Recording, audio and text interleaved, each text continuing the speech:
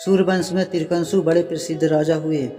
उनके पुत्र हुए महाराजा हरिचंद। महाराजा इतने प्रसिद्ध सत्यवादी और धर्मात्मा थे कि उनकी कीर्ति से देवताओं के राजा इंद्र को भी डर होने लगी। इंद्र ने महर्षि विश्वामित्र को हरिचंद की परीक्षा लेने के लिए उकसाया। इंद्र के कहने से महर्षि विश्वामित्र जी ने राजा हरिचंद्र को योग बल से ऐसा स्वप्न दिखलाया कि राजा स्वप्न में ऋषि को सब राज्य दान कर रहे हैं। दूसरे दिन महर्षि विश्वामित्र अयोध्या आए और अपना राज्य मांगने लगे। स्वप्न में किए दान को भी राजा ने स्वीकार कर लिया और विश्वामित्र जी को सारा राज्य दे दिया। महाराजा हरिचंद पृथ्वी भर के सम्राट थे। अपना पूरा राज्य उन्होंने दान कर दिया था। अब दान की हुई भूमि में रहना उचित न समझकर स्त्री तथा पुत्र के साथ वे काशी आ गए, क्योंकि पुराणों में यह वर्णन है कि काशी भगवान शंकर के त्रिशूल पर बसी, अतः वह पृथ्वी में होने पर भी पृथ्वी से अलग मानी जाती है।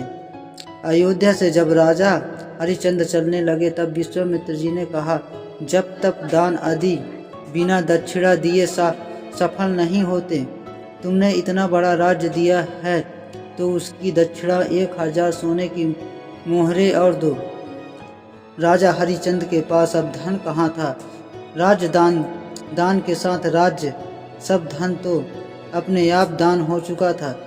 ऋषि से दक्षिणा देने के लिए 1 महीने का समय लेकर काशी आए। काशी में उन्होंने अपनी पत्नी रानी को एक ब्राह्मण के हाथ बेच दिया। राजकुमार रोहित को बहुत छोटा बालक था। प्रार्थना करने पर ब्राह्मण ने उसे अपनी माता के साथ रहने की आज्ञा दे दी। स्वयं अपने को राजा हरिचंद्र एक चंडाल के हाथ बेच दिए और इस प्रकार ऋषि विश्वामित्र को 1000 मोहरें दक्षिणा में दे दी। महारानी अब ब्राह्मण के घर में दासी का काम करने लगी। चंडाल के सेवक होकर राजा हरिचंद शमशान घाट की चौकीदारी करने लगे।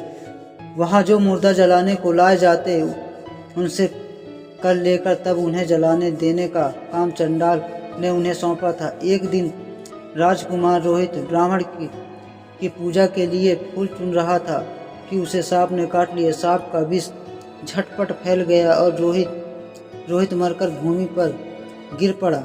उसकी माता महारानी ने कोई धीरज बंधाने वाला था और न उसके पुत्र की देह शमशान पहुंचाने वाला था। वह रोती बिलखती पुत्र की देह को हाथों पर उठाए अकेली रात में शमशान पहुंची। वह पुत्र देह के जलाने जा रही थी कि हरिचंद्र वहां आ गए और मरघट का कर मांगने लगे। बेचारी रानी के पास तो पुत्र की देह ढकने को कफन तक नहीं था। उन्होंने राजा को स्वर से पहचान लिया और गिड़गिड़ाकर कहने लगी, महाराज, यह तो आपका ही पुत्र मरा पड़ा है। मेरे पास कर देने को कुछ नहीं है। राजा हरिचंद्र को बड़ा दुख हुआ, किंतु वे अपने धन पर स्थिर बने रहे। उन्होंने कहा कि रानी, मैं यहाँ चंडाल का सेवक हूँ। मेरे स्वामी ने मुझे कह रखा है कि बिना कर दिए कोई यहाँ मुर्दा न जलाने पाए। मैं अपने धर्मों का नहीं छोड़ सकता।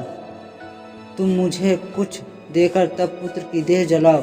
रानी फूट फूट कर रोने लगी और बोली, मेरे पास तो यही एक साड़ी है जिसे मैं पहने हूँ।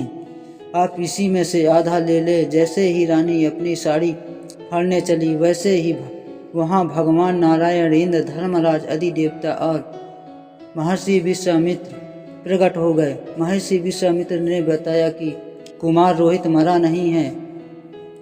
यह सब तो ऋषि ने योग माया से दिखलाया था। राजा हरिचंद को खरीदने वाला चंडाल के रूप में साक्षात धर्मराज थे। सत्य साक्षात नारायण स्वरूप है। सत्य के प्रभाव से राजा हरिचंद महारानी के साथ भगवान के धाम चले गए। महर्षि विश्वामित्र ने राजकुमार रोहित को अयोध्या का राजा बना दिया।